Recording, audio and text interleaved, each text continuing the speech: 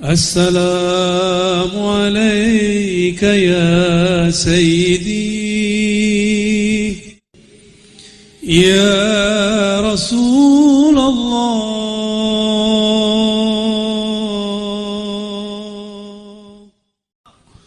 السلام عليك يا سيدي يا رسول الله.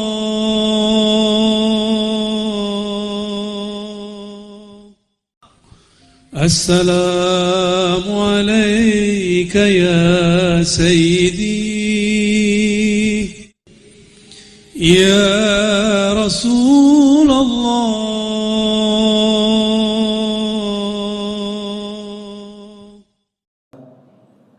Buah perolehan yang didapat dari orang yang berwirid pada subuh.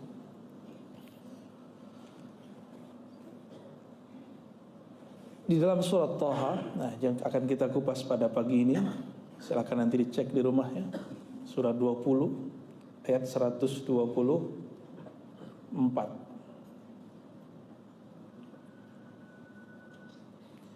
A'udzubillahi minasyaitonir rajim. Wa man a'rada an dzikri. Siapa yang berpaling dari zikirku, mengingatku.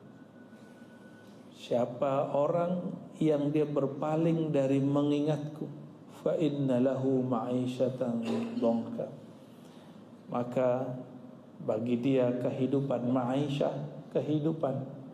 Ma'isyah dalam bahasa Arab bisa berarti masdar aish. Istri Nabi bernama Aisyah, itu artinya perempuan yang hidup. Aisyah ya aisyu, aisyan, aisyatan, ma'isyatan. Maka ma'isyah ini boleh diartikan masdar, kehidupan. Kehidupannya sempit. Juga berarti ma'isyah itu dengan pemaknaan yang lebih panjang. Ruang hidup, tempat hidup, waktu hidup. Jadi ruang hidupnya terasa sempit. Orang-orang yang berpaling dari zikirku, maka Allah jadikan kehidupannya sempit, rasanya sempit. Walaupun dunia bersama dia. Rezeki kita bukan yang kita tabung, rezeki kita yang kita makan. Maka kalau punya tabungan jangan pelit, pakai pak tabungannya. Ibu ya, kalau punya tabungan dipakai. Karena kalau kita mati, tabungan udah gak dipakai lagi. Sakit itu nggak dipakai lagi, paling dipakai untuk ngurus penyakit. Ya, bukan kita nyuruh untuk boros. Tidak. Allah itu suka melihat ada nikmatnya di badan kita. Jadi seseorang bertanya kepada Rasulullah, wahai Rasulullah, apakah aku sombong jika suka berpakaian yang bagus, berkendaraan bagus, berpenampilan yang bagus? Apa jawaban Nabi? Tidak. Innallaha yuhibbu ayyara athara ni'ami. Allah suka melihat hamba mengekspresikan nikmatnya. Jadi jangan pelit ke badan, ya. Jangan cuma numpuk-numpuk duit. Gunakan seperlunya, ya, sebaik-baiknya. Ayat ini mengajarkan kita bahwa orang yang berpaling dari zikirku, tempat zikir di mana Pak? Di masjid apa di kolbu? Atau di Masjidil Haram? Jauh amat. Tempat zikir di mana? Di kolbu. Maka orang yang tidak memperhatikan kolbunya, itu maksudnya, maka hidupnya akan sempit, hidupnya akan galau terus. Kalau nggak merhatiin kolbu, karena kolbu itulah tempat mengingat Allah. Disebut masjid itu masjid karena di dalamnya disebut nama Allah. Maka orang yang tidak lagi memperhatikan masjid, pasti sekitar situ rumahnya tidak diberkahi Allah walaupun bagus-bagus. Karena salah satu tempat fisik mengingat Allah itu masjid. Sedangkan tempat batin mengingat Allah adalah kolbu. Maka tidak salah ulama kita mengatakan qalbul mu'min baitullah. Ini bukan hadis ya. Kadang-kadang ahli zikir ini memang nggak semua belajar hadis. Yang bukan hadis disebut hadis. Kalau yang bicara bukan ulama hadis kita maklumi. Tapi kalau dia udah sekolah tinggi, tapi masih menyebut hadis yang bukan hadis itu kalam Nabi, itu juga jadi masalah. Qalbul mu'min baitullah. Qalbunya orang yang percaya kepada Allah adalah baitullah, adalah rumahnya Allah. Saya mau tanya Bapak Ibu, masjid itu yang bangunan ada kubahnya, ya benar ya. Tapi di zaman Nabi masjid ada kubahnya nggak? Nggak ada. Kubah itu hal baru, bid'ah itu aslinya. Cuma untungnya ulama kita ngerti cara berhukum kepada bid'ah. Bid'ah itu ada yang bid'ah syar'iyyah dalam syariat, ada bid'ah yang lughawiyah dalam bahasa. Kalau bahasa ulama mazhab ada bid'ah hasanah, ada bid'ah sayyi'ah. Ibnu Taimiyah, Imam Salafi, enggak membagi bid'ah menjadi hasanah dan sayyi'ah, baik dan buruk. Tapi dia bagi dengan istilah lain. Bid'ah lughawiyah, bid'ah syar'iyah, sama aja. Tapi hari ini sekarang orang yang ngaku ikut manhaj beliau mengatakan bid'ah itu semuanya sesat. Enggak ada, kullu bid'ah dhalalah. Ini kalam Nabi. Iya, kalam Nabi begitu. Pemahaman kita yang tidak sampai. Imam dia tetap bagi bid'ah jadi dua. Kita ngotot bid'ah cuma satu. Ya. Kalau bid'ah nggak ada pembagian seperti ini, maka akan banyak saklek dalam beragama. Ya.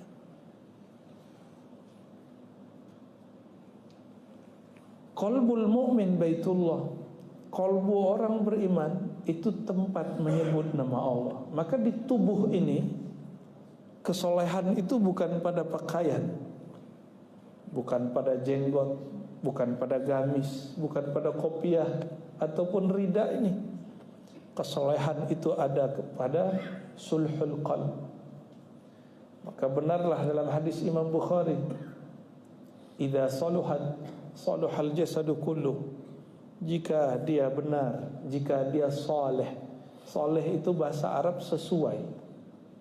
Jika dia sesuai, dia selaras, itu disebut saluha. Maka amal soleh bahasa Arab itu bukan berarti orang banyak sholat. Amal soleh artinya amalnya sesuai lahir dan batin. Lahir dan batin.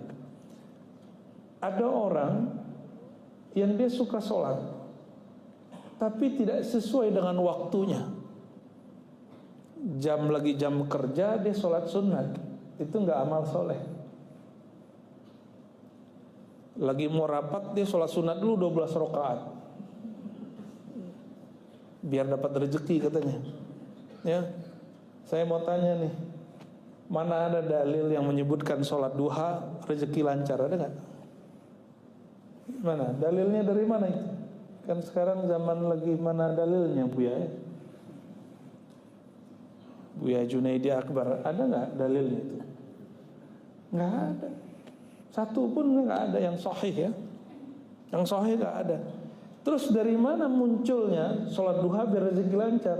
Itu cuma dari doa, dan doa itu bukan dari Nabi, dari ulama. Tuh bid'ah lah gitu ya. Maka kalau ingin mengerti apa yang disebut sholat atau ibadah yang soleh, amal soleh, amal yang sesuai, yang relevan. Jangan lagi mau rapat sholat dulu. Orang selesai rapat dia masih 10 rakaat. Yang disebut amal saleh muwafaqatul zahir wal batin, sesuai lahir dan batinnya. Maka innal ladzina amanu wa amilus shalihat, itu kalimatnya selalu shalihat. Orang-orang yang beriman dan beramal yang sesuai antara lahir dan batinnya.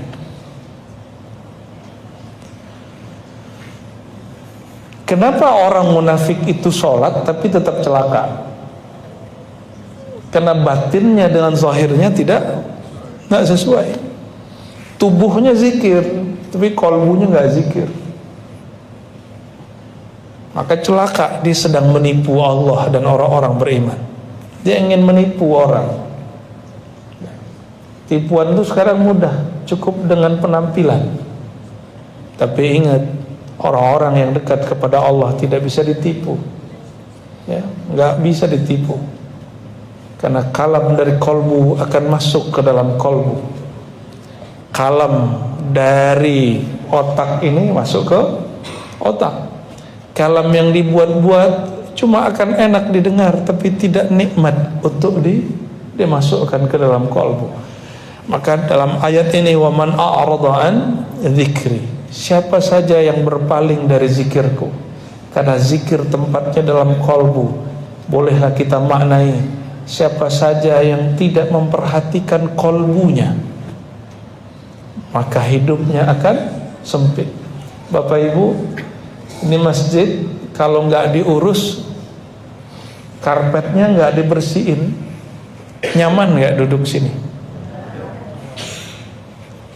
Kalau karpet nggak dibersihin, debu naik, kita nggak nyaman, dongkak. Ya, itu yang disebut nggak nyaman, terasa sempit, terasa gelisah. Jika rumah, kita punya rumah, kamar nggak dibersihin, kain kotor di mana-mana, nyaman di kamar? Kalau makan di rumah makan restoran, lalarnya di mana-mana, terbang. Mejanya, orang-orang udah pulang, datang pelanggan baru, tapi mejanya kotor semua. Jadi makan nggak di situ?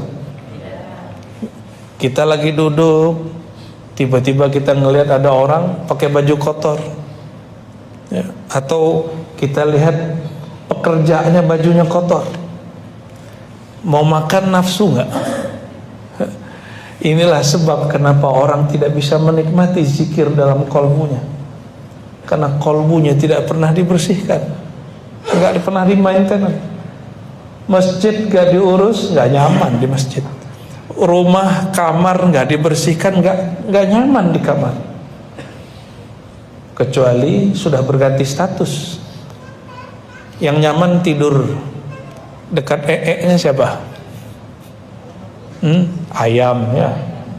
Ayam itu disebut bahimah, binatang ternak. Kambing, ya. Apa lagi? Sapi, domba, itu nyaman tidur sampingnya ada nya. Bahkan dia tidur di atas kotoran dia. Kecuali sudah berubah status, ya, berubah status dia dari manusia menjadi. Nah, kenapa di Quran itu ada penyamaan antara manusia dan hewan ternak? Ulaika kal an'am. Karena dia punya hatinya sudah nggak peka. Nggak usah peka ke orang, peka ke diri sendiri dulu. Nggak usah hitung hati orang, nggak usah melihat nih hatinya baik, hati kita aja dulu. Ya. Jika kolbu ini sudah tidak diperhatikan sebagai tempat zikir, bagaimana kita akan memperhatikan kolbu orang lain? Rumah kalau catnya sudah kotor, diapain? Dicat ulang. Sama lantainya kotor, dibersihin. Kotoran kolbu wajib dibersihkan. Kalau tidak, seseorang tidak akan nyaman zikir di situ. Maka cara untuk merawat kolbu, bersihkan dia dahulu, baru isi dengan zikrullah. Cara supaya nyaman di masjid, jangan langsung sholat di masjid, bersihkan dulu masjidnya. Cara supaya nyaman di rumah, jangan langsung kita tahajud di rumah, buat nyaman dulu rumahnya, dibersihkan dulu, dipel dulu. Begitulah kira-kira kita merawat kolbu. Bapak punya mobil, mobilnya bau rokok, nyaman nggak? Nggak nyaman. kecuali udah nyatu sama rokok. Ya, ibu-ibu paling sensitif Pak masalah itu. Ya. Kita karena hargai pasangan, kita nggak mau misalnya ngerokok di mobil. Nah, bisa nggak menghargai kolbu, tidak merusak kolbu. Nikmatnya kolbu ini, dia elastis. Dia kotor bisa dibersihin, kotor bisa dibersihin. Itu nikmatnya kolbu. Kecuali kolbu yang sudah mati. Innal ladzina kafaru sawa'un 'alaihim a anzartahum am lam tunzirhum la yu'minun. Ya. Orang kafir sama aja. Apa sebabnya orang kafir itu kolbunya nggak bisa diapa-apain? Khatamallahu ala qulubihim wa ala sam'ihim wa ala absarihim ghishawah. Allah sudah khatam kolbunya dengan tutupan. Beda dengan orang beriman. Orang beriman Allah khatam kolbunya dengan nur, dengan rahmah. Maka Imam Ibn Athaillah mengatakan, ahli kolbu biasanya kolbunya sensitif, bisa merasakan isi kolbu orang. Ciri-ciri ahli kolbu dirahmati Allah, maka dia ketika ada aib orang terbuka di dalam kolbunya, dia memandangnya dengan mulatafah al-ihsan, dengan kelembutan. Mata lihat aib orang, kita ceritain nggak? Ahli kolbu bisa ngelihat isi kolbu, Pak. Kalau ahli kolbunya tidak dapat rahmat Allah, maka dia akan beberkan isi rahasia kolbu orang lain. Dulu ada seorang imam, setiap kali ngelihat ada orang wudu, dia lihat maksiat yang ngalir di air wudu itu. Mau nggak Pak ilmu begitu? Bisa ngelihat maksiat orang. Mau nggak ilmu begitu? Saya kasih. Ya. Tapi saya aja nggak mau, makanya. Ya. Saya pun nggak mau, karena capek bisa baca isi hati orang. Capek sekali baca buku aja ngantuk. Tapi awal-awal biasanya seru, asik. Penasaran nggak kalau ada berita buruk? Ya, sama. Kita penasaran sama keburukan yang ada di kolbu orang. Benar ya? Maka ini disebut dengan al-qalbu syaitani, kolbu setan. Kolbu setan itu dia senang sama aib orang lain. Kolbu setan itu suka membuka aib orang lain. Itu kolbu setan. Kalau kolbu binatang, dia makan kenyang, udah, dia nggak ada urusan sama orang. Tapi kalau setan nggak cukup ngeliat orang tenang itu dia nggak tenang. Ya, ngeliat orang bahagia itu dia nggak bahagia. Itu kolbu setan.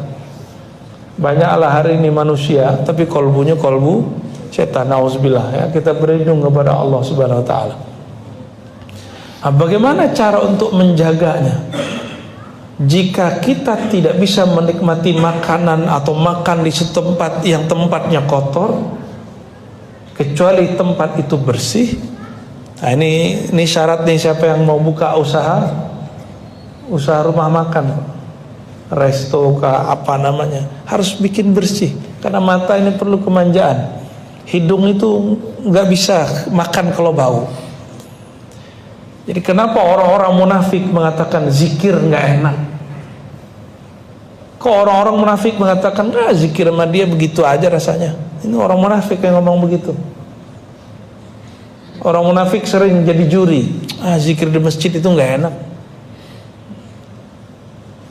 Orang-orang ini di kolbunya ada masalah yang disalahkan orang. Nah, ciri-ciri munafik yang tidak merawat kolbu. Dia punya aib di kolbunya, tapi aib itu dia salahkan kepada orang. Coba lihat ada orang ngurus negara, ngurus negeri ini, ngurus kantor, ngurus masjid. Ini mohon maaf nih pengurus masjid. Dia yang nggak beres, yang dia salahkan orang lain. Ini ciri-ciri kolbu kalau sudah berpaling dari zikrullah. Tapi kolbu yang tidak berpaling dari zikrullah, ada kesalahan dia sportif. Ini yang disebut taubah. Maka langkah untuk merawat kolbu supaya cinta kepada Allahnya lezat.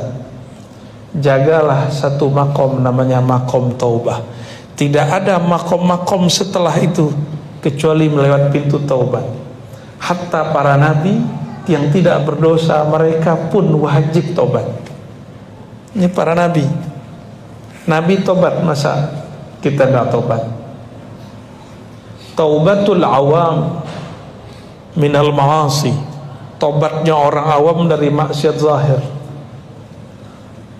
Taubatnya anbiya bukan dari dosa zahir, dari su'il adab, dari adab yang mereka rasa kurang bagus. Menurut Bapak Ibu ini, mungkin nggak Nabi Adam terpedaya oleh iblis? Nabi Adam,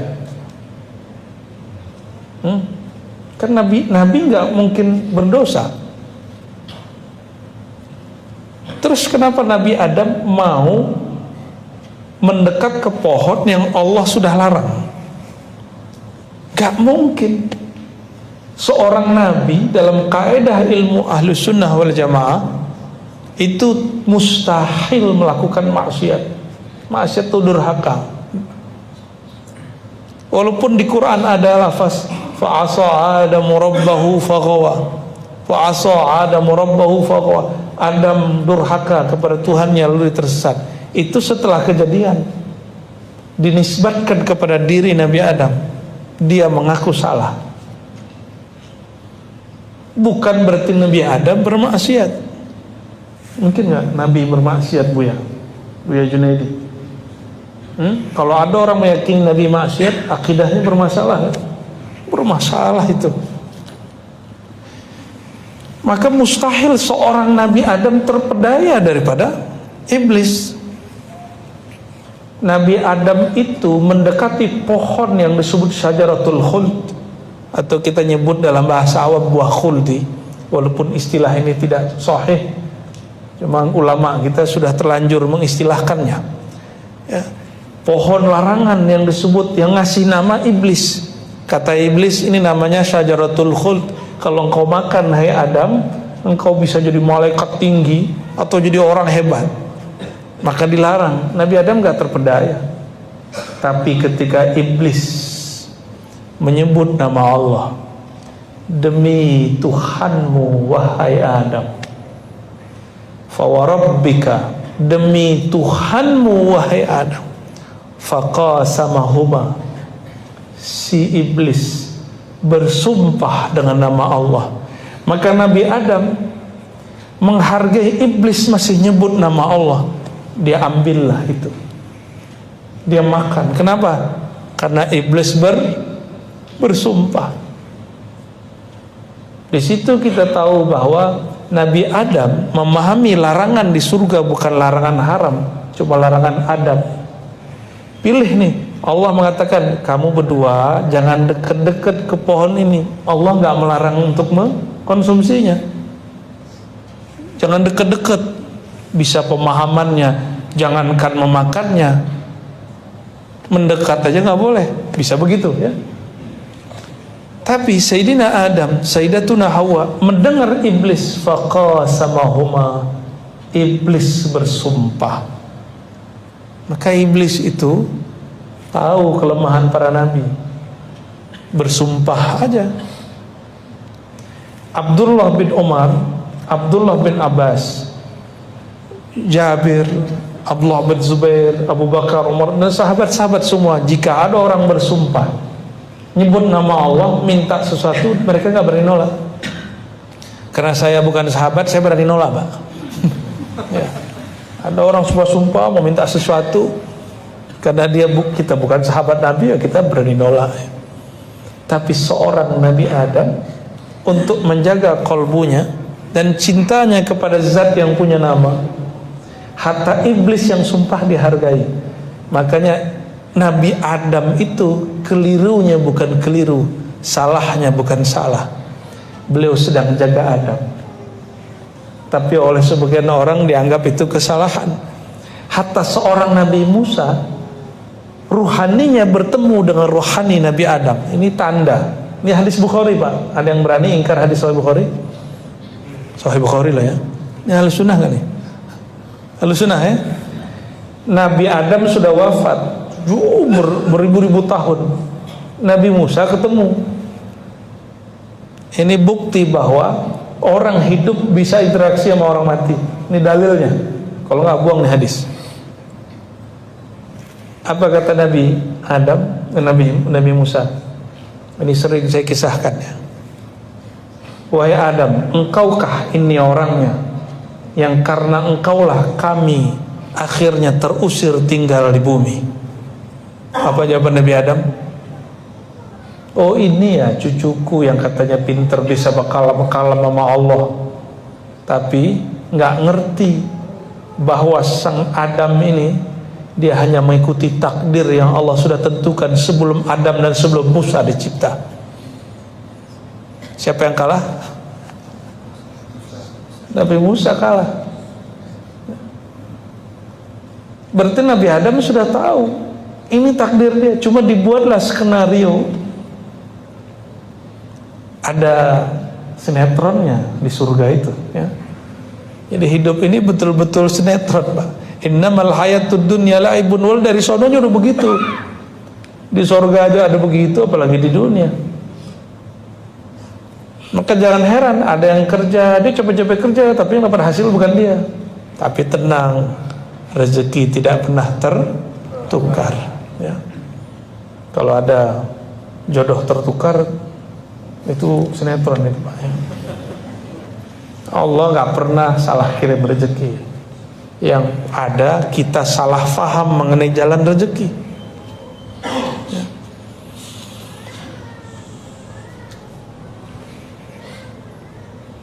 Maka merawat kolbu salah satunya adalah dengan menghargai nama Allah. Nabi Adam menghargai nama Allah hatta yang berkalam iblis. Dalam muqaddimah risalah Syarah Al-Asma'ul Husna yang ditulis oleh kakek gurunya Imam Ghazali. Imam Ghazali punya guru namanya Abu Ali Al-Farmadi. Abu Ali Al-Farmadi dia mengajarkan zikr khafi dan Al-Asma'ul Husna.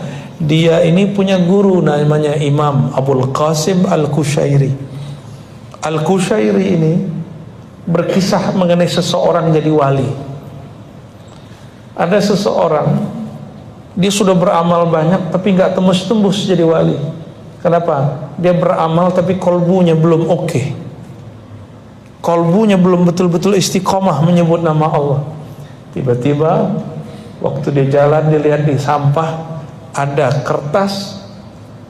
kertasnya bertulis nama Allah, tapi kok kertasnya dibuang di tong sampah.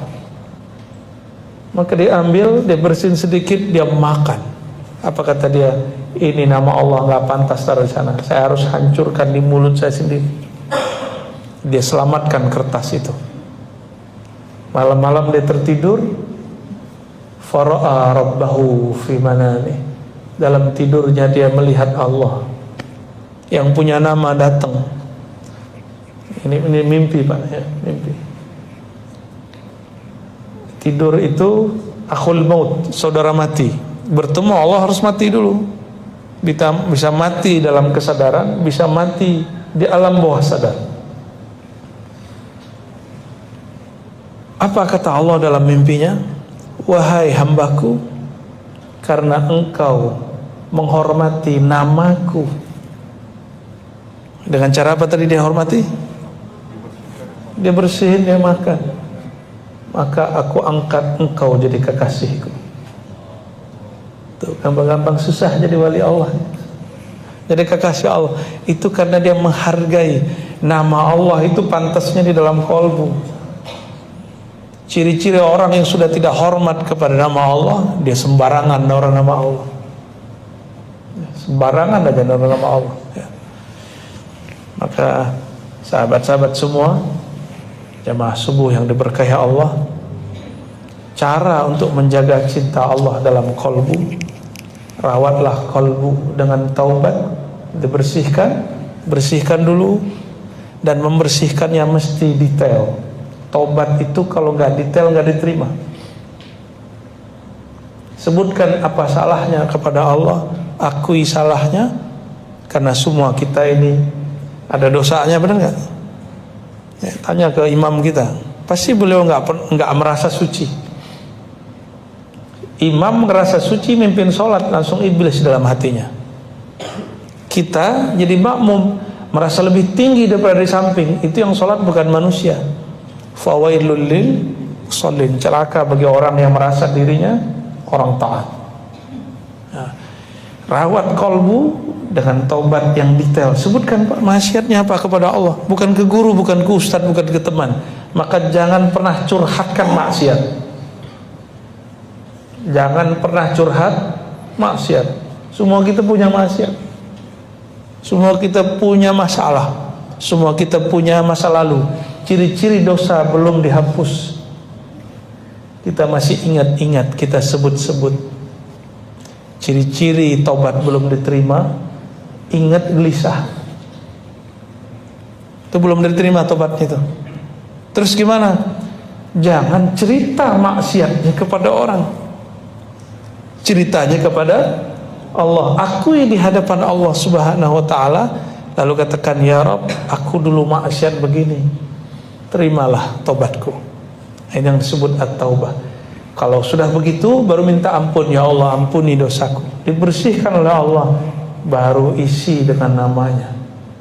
Disitulah qalbu akan terjaga cintanya kepada Allah Subhanahu wa ta'ala.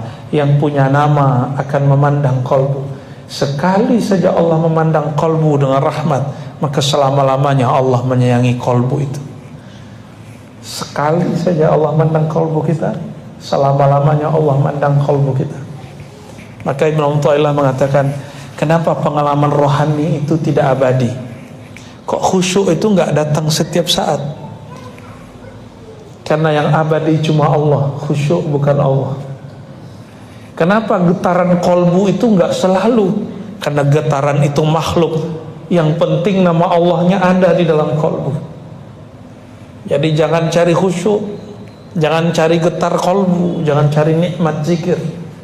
Carilah yang punya nikmat itu, Allah Subhanahu wa ta'ala. Saya tutup dengan hadis qudsi, ana ma'ahu idza dzakarani. Aku tidaklah jauh dari namaku. Siapa yang menyebut namaku, ketahuilah aku dekat dengannya. Ana ma'ahu, aku membersamainya. Maka mulai pagi ini, mulailah rutin zikir. Rutin zikir. Kalau bersama yang punya alam semesta, mau takut ke siapa lagi? Kalau bersama dengan yang menguasai alam semesta, mau gelisah apa lagi? Orang gelisah itu karena tidak mengenal pemilik alam semesta. Pemilik alam ini bukan si bohir-bohir itu, bukan. Pemilik alam ini Rabbul Alamin, yang dia mengenalkan dirinya kepada Sayyidina Musa. Innani anallahu la ilaha illa ana. Hai Musa, sesungguhnya akulah Allah. Maka panggillah ya Allah, ya Allah. Jadi salah satu wirid yang boleh diamalkan setiap pagi, zikir ya Allah, ya Allah, 100 saja Pak pagi. Kalau bagusnya 200 ba'da sholat. Ya Allah, ya Allah. Mau ngamalin ya? Allah, Allah terus 200 ba'da sholat, ba'da sholat, ba'da sholat, ba'da sholat. Berarti setiap hari berapa? 1000. Kalau kerja sehari 8 jam, masa mau nyebut nama Allah cuma 5 menit ba'da sholat nggak mau? Jika nyebut nama Allah 200 itu 200 detik, berarti nggak nyampe 5 menit. Betapa anehnya orang hari ini, untuk buka Facebook nggak merasa sibuk, untuk buka YouTube nggak merasa sulit, tapi untuk buka YouTube kolbunya kok sulit, untuk buka face kolbunya kok sulit. Karena dia mempersulit dirinya, Allah pun mempersulitnya. Jadi saya mengajak mulai, ya nggak ada kata sulit. Jangan cari khusyuk, jangan cari lezat, carilah rasa. Allah yang punya rasa. Kadang rasa itu tidak ada rasanya, karena Allah yang punya rasa, suka-suka dia ciptakan rasa. Ya, kita tidak menyembah rasa, kita menyembah Allah yang menciptakan rasa. Jamaah subuh yang mulia Allah, barangkali itu yang dapat saya sampaikan. Ya, tadabbur terhadap surat Thaha surat 20 ayat 124 ya. Nah, kita tutup ayatnya, orang-orang yang berpaling dari zikirku, maka kami jadikan bagi dia ma'isyatan dongka, kehidupan yang sempit. Wa nahsyuruhu yaumal qiyamati a'ma, di akhirat nanti dia buta. Sekarang bisa lihat tapi di akhirat buta. Enggak mau buta ya? Ya. Orang yang buta di dunia, kalbunya bercahaya, insyaallah nanti dibangkitkan matanya kembali. Ya, Allah maj'alna mimman zakara rabbahu, amin ya rabbal alamin. Gimana, Buya? Katanya ada yang mau nanya? Ya. Oh iya, mungkin ada jemaah yang mau bertanya, kami persilakan ibu-ibu di belakang.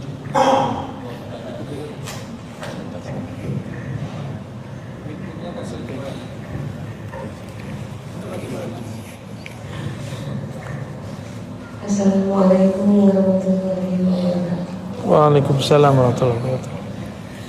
Buya, saya mau bertanya, gimana supaya kita kalau zikir Allah itu meresapi badan itu Allah. Kadang-kadang awalnya kepengen Allah, terus lama-lama blank, terus tidak menimbulkan rasa ada sini gitu.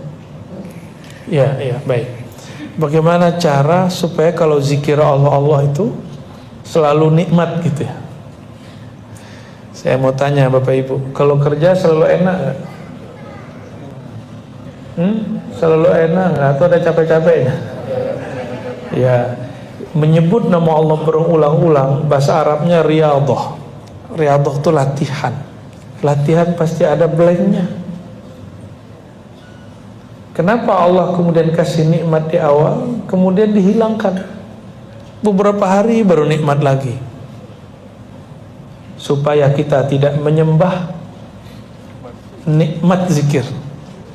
Yang kita sembah pemberi nikmat zikir ya.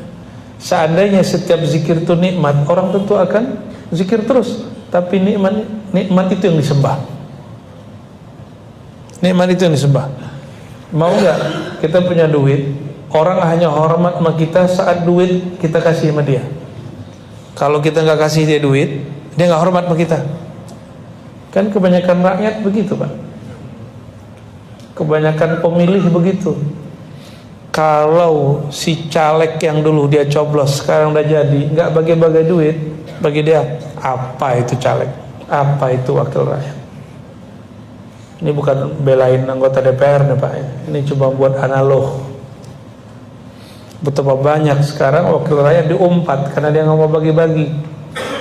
Ya, pemimpin, wali kota, bupati ngumpat, diumpat karena dianggap pembangunannya nggak merata. Maka mau sebenarnya itu para pemimpin kalau mereka sadar aja bab ini bisa jadi wali Allah. Karena salah satu ciri wali Allah itu pasti suka dihujat orang setiap hari, setiap detik. Dan yang paling sering dihujat itu pemimpin. Benar gak? Ya. Kalau pemimpin ya wajar dihujat. Apalagi kalau nggak beres kerjaannya. Tapi rakyat begitu, nggak ada dapat duit, nggak dapat bantuan, dia ngumpat. Coba ada karyawan, pegawai, dia kerja tunjangan nggak turun, ngeluh nggak? Oh, sumpah serapah keluar. Karena dia menghargai tuannya, atasannya berdasarkan fulus. Apa begitu hubungan kita dengan Allah? Hubungan kita dengan Allah bukan hubungan tuan sama anak buah, bukan hubungan karyawan, bukan atasan sama bawahan. Hubungan kita dengan Allah hubungan hubbiyah, ruhiyah, hubungan ruh. Ruh ini sudah ada sebelum tubuh. Sudah tua hubungan ruh dengan Allah Subhanahu wa taala. Maka kalau jiwa ini, badan ini enggak merasakan nikmat zikir, itu seakan-akan Allah ingin mengatakan, sembahlah aku semata, jangan sembah selainku. Ya. Lalu kok bisa putus-putus? Nah, bisa jadi karena kolbunya sebelum zikir belum dibersihkan secara total. Kayak tadi, kenapa kita nggak nyaman di masjid, di resto? Karena tempatnya nggak bersih. Lagi makan enak, tahu-tahu ada lalat di dalam. Pernah ngalamin nggak? Resto terkenal, lagi makan enak, nongol lalat, ikut di dalam kuah, lezatnya. Bisa makan nggak? Berhenti makan gitu. Sama dahsyatnya zikir itu, ibu. Kita zikir, nanti Allah akan perjalankan diri kita masuk ke dalam kolbu kita sendiri. Disitulah nanti akan kebuka apa yang tersimpan di kolbu kita. Jadi kalau itu terjadi, ibu istighfarkan kolbunya. Ya Allah, ampuni dosa kolbuku. Ingat-ingat apa yang masih tersimpan. Masih nyimpan kesel nggak sama orang? Nah, bisa jadi. Ya. Kadang-kadang kita kesel sama orang kita yang paling dekat sama kita. Mungkin bapak ibu ini nggak iri dengki sama orang, nggak emosi sama orang, tapi keselnya sama anak sendiri, keselnya sama suami istri, keselnya kadang sama saudara kandung, keselnya kadang sama orang tua sendiri. Ada anak kesel sama orang tua. Kok bisa begitu ya? Ya, anak kurang ngajar itu ya. Bapak ibu yang bukan Allah, kalau itu terjadi, ada hampa di kolbu saat berzikir, istighfarkan lagi. Ya. Masih hampa lagi, udah dizikirkan. Nah, baca ini. Coba baca sama-sama. Allahu naziri. Allah memandang ke dalam kolbuku. Diulang-ulang. Ya, Allahu naziri, Allahu syahidi. Allah memandang ke dalam kolbuku. Dibaca ini 7 kali. Matanya dipejam, dadanya dipegang, katakan. Pakai bahasa Indonesia boleh. Ya Allah, wahai yang memandang isi kolbuku, dimunculkan rasa dipandang oleh Allah. Ini pertanyaan terakhir, Pak. Senang nggak kalau diliatin sama orang yang kita suka? Senang. Tapi pede nggak diliatin sama orang yang kita suka, pakaian kita lagi jelek? Nggak nyaman. Nah, itulah yang ibu rasakan. Ketika kolbu mungkin ada sesuatu dipandang oleh Allah, si kolbunya malu, maka dia kemudian menghilang. Itu yang terjadi pada orang-orang tertentu. Makanya kadang-kadang ada juga namanya jazbah. Ya, orang lagi zikir terus tiba-tiba berteriak. Ada yang pingsan juga. Kawan yang nggak mengerti dianggap kesurupan. Mana ada orang kesurupan nama-nama Allah ya? Ya, kesurupan sama setan. Allahumma sholli ala Sayyidina Muhammad. Ya, satu lagi cukup. Assalamualaikum warahmatullahi wabarakatuh. Allahumma sholli ala. Semoga biasa. Amin ya Rabb. Seperti yang bila bicarakan tadi, bahwa Allah berada tadi masuk kalbu kita, nama Allah di kalbu kita. Bagaimana kalau ada seseorang menaruh nama Allah dan nama Muhammad di kamar pribadinya? Biasanya kalau nama Allah seperti di masjid kita ini, ya. Tapi ada seseorang itu menaruh nama Allah dan Muhammad di kamar pribadinya. Bahwa di kamar pribadi itu kita mungkin tahu sendiri, kita mungkin ada buka aurat juga. Apakah itu pantas atau tidak? Ya. Assalamualaikum warahmatullahi wabarakatuh. Assalamualaikum warahmatullahi wabarakatuh. Tulisan Allah itu kan bukan Allah. Ya. Apa Allah yang di pintu itu, Pak, yang ada lafaz Allah itu? Apa itu yang disebut Muhammad? Enggak kan? Itu hanya nama yang menunjukkan nilai yang punya nama. Nah, ini bab adab.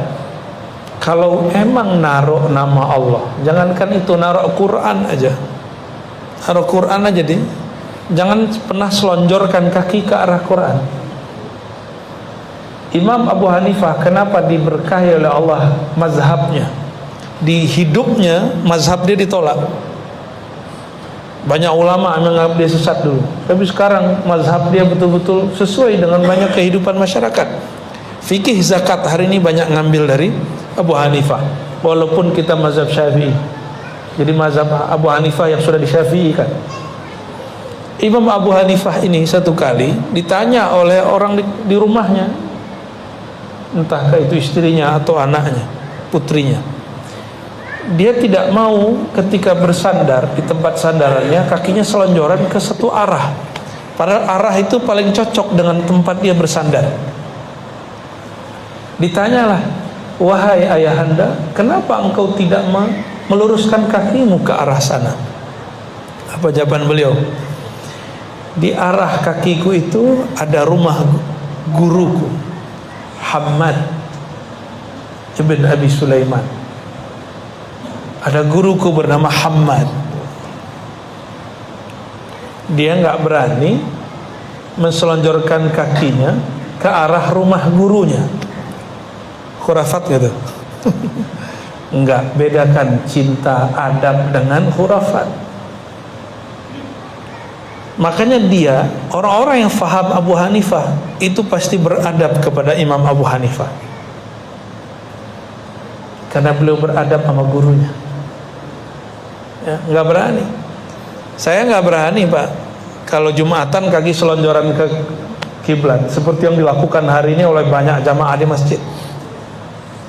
Saya kesemutan, Pak. Ya kesemutan, ente arahin ke yang lain. Ya, kan boleh duduk begini. Ya, coba tunjukin cara duduk. Nah, boleh duduk begitu. Kalau Jumatan itu bukan soal adab, boleh duduk begitu. Tiba, ya, yang makruh itu selonjoran. Apalagi kalau lagi ngaji, Pak, lagi ngaji kakinya angkat satu. Waduh, ya Allah, terus ngajak tuh. Dan itu berkali-kali kita lihat ada orang begitu. Cuma adab saya nggak boleh negur.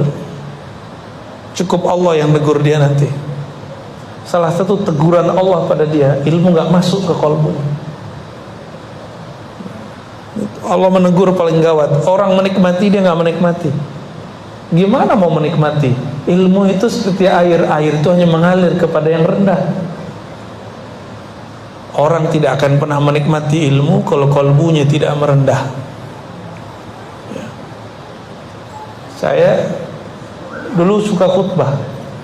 Sesekali nggak khutbah, dengerin khotib. Salah mulu dari awal sampai akhir. Padahal ada benernya. Lama-lama saya jarang khutbah, mencoba belajar menikmati kalam orang lain. Karena kebiasaan ceramahin orang, kapan lagi diceramahin orang? Kalau lagi khutbah boleh protes nggak? Lagi khutbah males sama khotibnya, pergi bisa nggak? Nggak bisa, Pak. Kita dipaksa untuk begitu.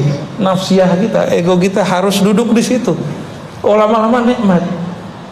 Kalau khotibnya salah, kita doain, ya Allah bimbing si khotib. Mungkin dia lupa sama ayatnya. Bukan cari-cari kesalahan orang. Kalau dulu sedang mau tuh, rasain lo ya, nggak siuman tangan dulu sama gua ya. Harusnya sebelum naik sapa dulu lah ya. Perasaan, merasa ingin dihargai orang. Bapak Ibu saudara yang makan Allah. Jadi idealnya kalau ditaruh di kamar, ya, jangan buka pakaian secara total. Jangankan di kamar yang ada lafaz Allah ya, bahkan mandi pun dianjurkan mesti ada penutupnya. Ada orang bertanya, kan nggak ada yang lihat wahai Rasulullah. Apa kata Nabi? Allah ahaqqu ayyustahya bih. Hadis Bukhari. Allah lebih berhak kamu malu kepadanya.